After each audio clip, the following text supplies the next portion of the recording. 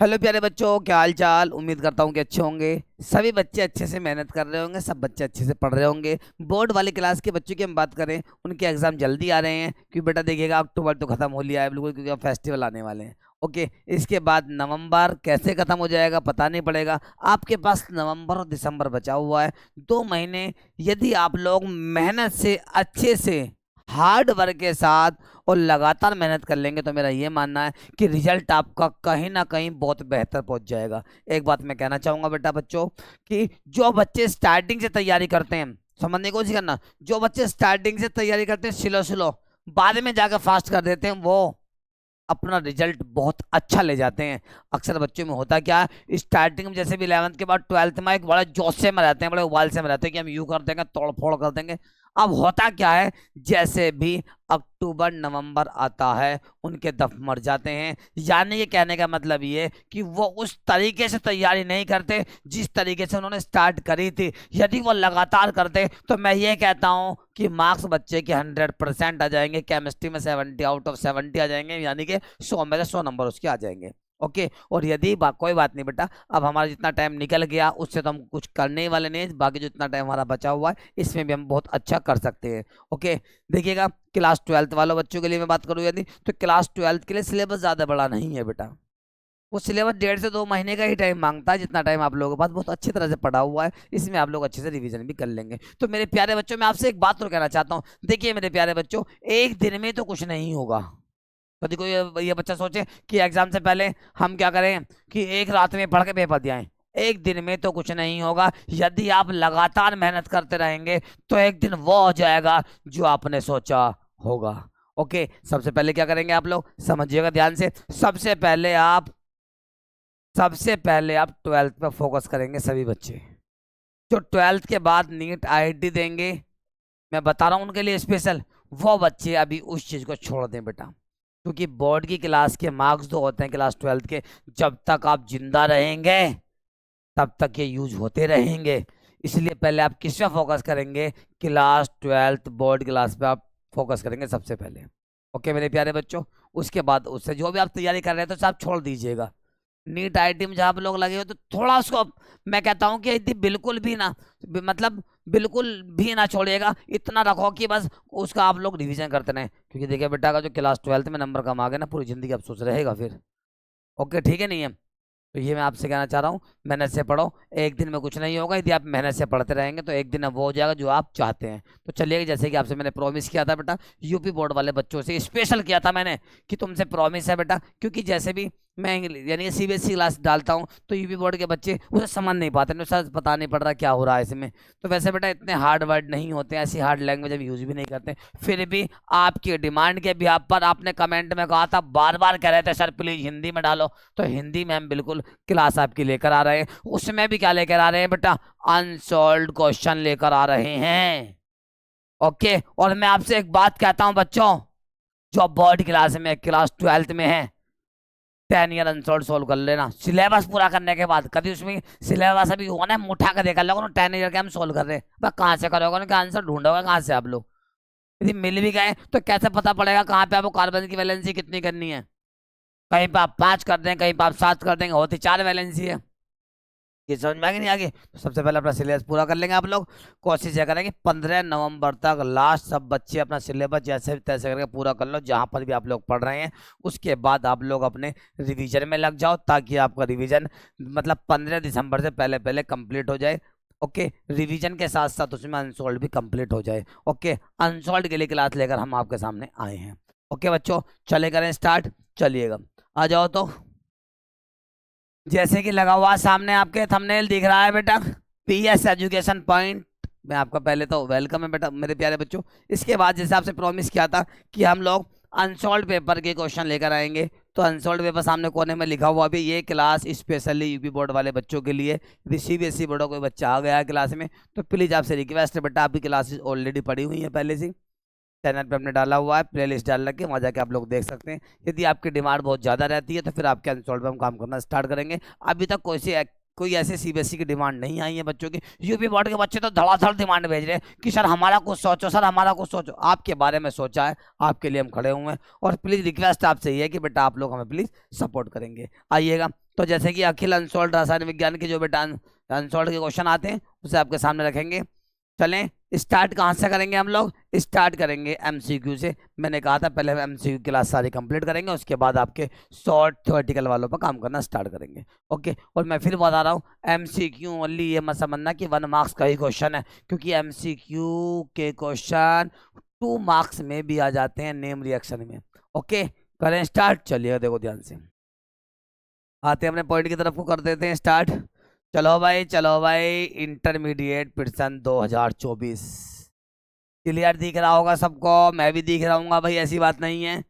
कर दो स्टार्ट। अब टॉपिक है हमारा, सीधा क्वेश्चन पाते हैं टाइम वेस्ट नहीं करते हुए बेटा। सीधे आप कहाँ पाएंगे हम लोग? सीधे क्वेश्चन पाएंगे, बाकी सब कुछ तो लिखा हुआ है, आपने पढ़ लिया। Question number 1 MCQ. Question number 1 क्या कह रहा है पहले से आप लोग ध्यान से पढ़ेंगे, उसके बाद हम लोग आगे लेकर इसको चलेंगे। क्वेश्चन ने कहा है किसी विलियन, बिल्कुल ध्यान से, क्वेश्चन ने कहा है मेरे प्यारे बच्चों, किसी विलियन के अणु संख्या, मतलब अणुओं की संख्या के जो गुण हैं वो किस पे डिपेंड करते हैं। यानी कि कोई भी हमारे पास सॉल्यूशन है, उसके अंदर जो मॉलिक्यूल के नंबर हैं उनके करैक्टरिस्टिक्स किस पर डिपेंड करेंगे? यानी कि विलय के कणों की संख्या पर डिपेंड करेंगे, यानी कि number of particle of solute पर डिपेंड करेंगे। Number of particle of solute पे बच्चों डिपेंड करेंगे। क्लियर है? Number of particle of solute को बढ़ाएंगे तो करैक्टरिस्टिक्स चेंज हो जाएंगे। क्लियर है? चलें आगे, आगे आइएगा। इसके बाद है हमारा क्वेश्चन नेक्स्ट। नेक्स्ट क्वेश्चन ने कहा है कि KMnO4, क्या बच्चों? KMnO4, चल भाई हो जाओ चालू। KMnO4 में Mn की ऑक्सीकरण संख्या क्या है? यानी कि oxidation number of Mn manganese in KMnO4, यानी KMnO4 के अंदर Mn की ऑक्सीडेशन नंबर क्या है, इसे आप लोगों को बताने। देखो ध्यान से कैसे करेंगे, आइएगा।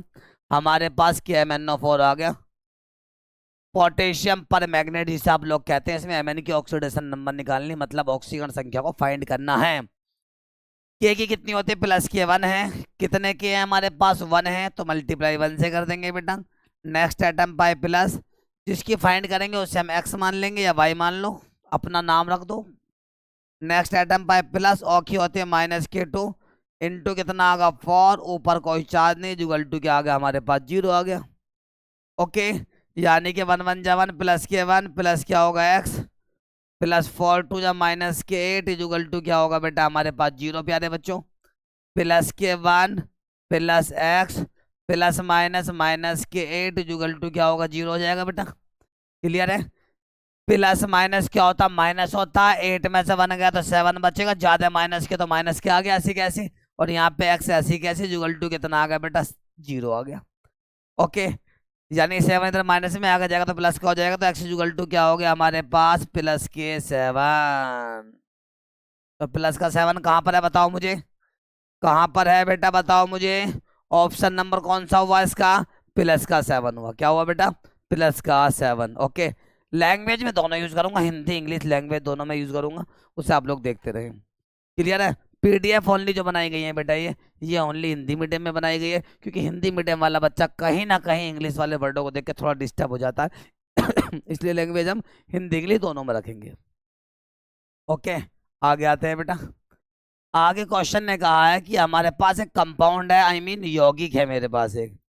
ओके बेटा, अब यौगिक में क्या कहा गया है कि इस यौगिक के अंदर, इस कंपाउंड के अंदर CO की क्या बतानी है आपको? कोऑर्डिनेशन नंबर, मतलब उपसह संयोजन संख्या आपको बतानी है। उपसह संयोजन संख्या को कोऑर्डिनेशन नंबर हम कहते हैं।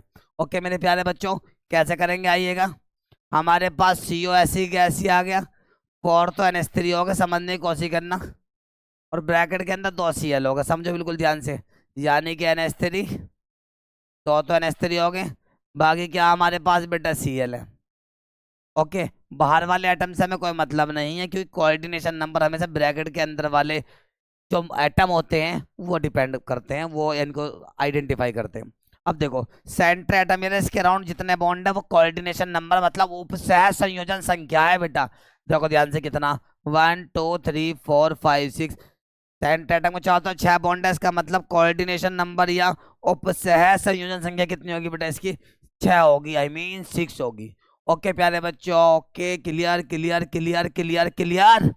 आ जाओ चलो आगे। रिक्वेस्ट आपसे ये है कि क्लास को लाइक करते रहिएगा, शेयर करते रहो, ओके, ताकि ज़्यादा से ज़्यादा बच्चे इस चीज़ को देख सकें। मेरे प्यारे बच्चों, आपके लाइक कमेंट से कुछ नहीं होता, पर हमें कहीं ना कहीं एक मोटिवेशन मिलता है। इस चीज़ का आप लोग ध्यान रखिएगा प्लीज़, रिक्वेस्ट है आप लोगों से। अब आगे क्या है? इटार्ड अभिक्रिया में टोल्यूइन को बेंजल्डिहाइड में ऑक्सीकृत करते हैं, मतलब आई मीन क्वेश्चन ने क्या कहा है कि इटार्ड रिएक्शन के अंदर बेन यानी टोल्यूइन तो बेंजल्डिहाइड का फॉर्मेशन करने के लिए कौन सा कैटलिस्ट ऐसा है जो ऑक्सीडेशन करता है? CrO2Cl2 कहां पर है? ये रहा।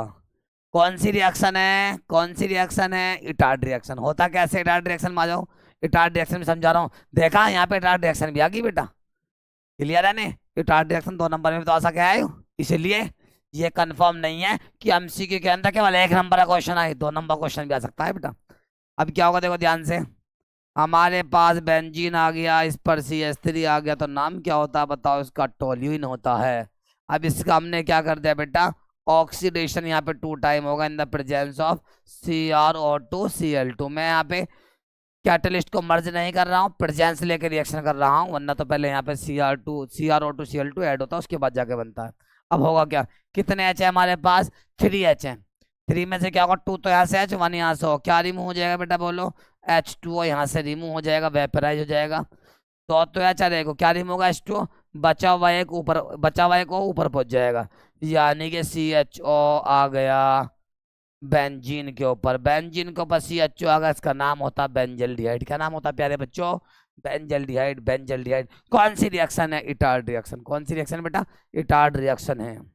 क्लियर है क्लियर है क्लियर है। आगे चलें, आगे आ जाओ प्यारे बच्चों। क्वेश्चन ने क्या कहा? ओहो वाह, क्या क्वेश्चन दिया है इन्होंने! 1 नंबर में बिल्कुल झंड कर दिया क्वेश्चन को इन्होंने तो। 1 नंबर में क्वेश्चन का नाश मारते इन्होंने, बताओ कैसे? क्योंकि तो क्वेश्चन 2 नंबर का बनने वाला है, क्योंकि ये कौन सी रिएक्शन है समझो, इसको ध्यान से समझाते हैं हटो भाई। यानी कि बेंजीन डाइएजोनियम क्लोराइड, जिसको डाइएजोनियम सॉल्ट के नाम से आप लोग जानते हैं, इसकी रिएक्शन करानी है बेसिक मतलब क्षारीय माध्यम में फिनॉल के साथ। तो कौन सी रिएक्शन है? कपलिंग रिएक्शन है। कपलिंग रिएक्शन में 2 डाई बनती है, एक तो ऑरेंज एक येलो। तो यहाँ पे कौन सी बनेगी बेटा? ऑरेंज डाई बनेगी। कौन सी बनेगी? Orange dye. कैसे होगी रिएक्शन समझ लो, क्या बनेगा इसमें। First of all benzene diazonium chloride, first of all given the benzene diazonium chloride. Clear है यहाँ तक? ये आ गया। इसकी रिएक्शन किससे कराएंगे आप बेटा? फिनॉल से कराएंगे। बेंजीन के ऊपर यदि OH आ जाता है तो क्या बन जाता है बेटा? ये फिनॉल बन जाता है, कोई डाउट नहीं होगा। फिनॉल एक एसिडिक कंपोनेंट है, जिसकी वजह से रिएक्शन जो होती है बेसिक मीडियम यानी कि क्षारीय माध्यम में ये रिएक्शन हुआ करती है। ओके, तो H यहाँ से, Cl यहाँ से क्या रिलीज हो जाएगा, क्या रिमूव हो जाएगा, क्या बाहर निकल जाएगा? यहाँ से H और Cl यहाँ से रिमूव हो जाएगा, आई मीन बाहर निकल जाएगा, और ये वाला बॉन्ड आगे बेंजीन से अटैच हो जाएगा मेरे प्यारे बच्चों।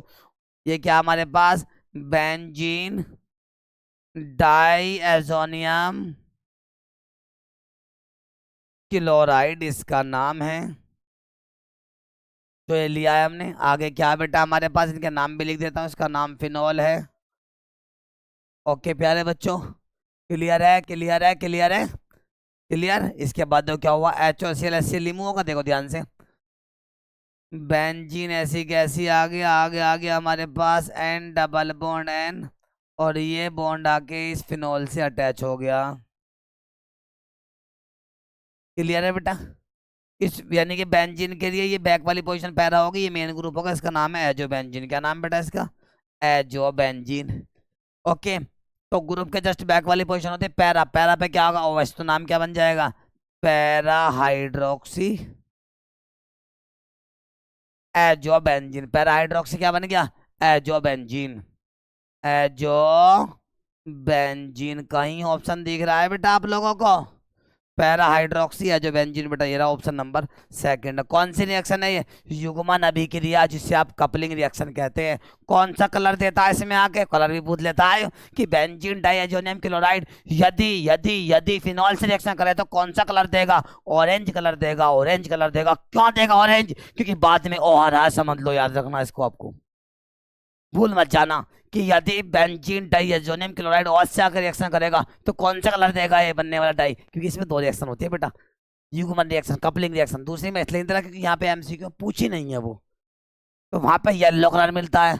उसमें क्या आता है? उसमें कुछ भी आता हो तुम्हें कोई मतलब नहीं है, उसमें NH2 आता है वैसे तो, एनिलीन।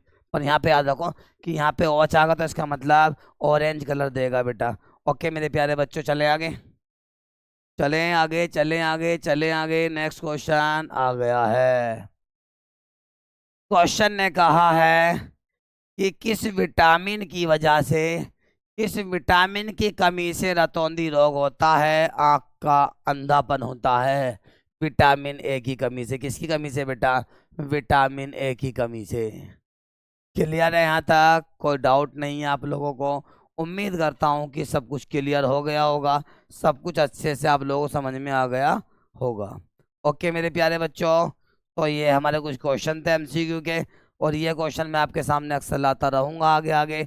बस आपसे रिक्वेस्ट ही है बेटा कि आप प्लीज़ बच्चों को ज़्यादा से ज़्यादा शेयर करें, ट्रांसफ़र करें, और बेटा लाइक कराएं। ओके, ताकि ज़्यादा से ज़्यादा बच्चे हमें देख सकें, ज़्यादा से ज़्यादा बच्चे क्लास को आगे यानी कि भेज सकें।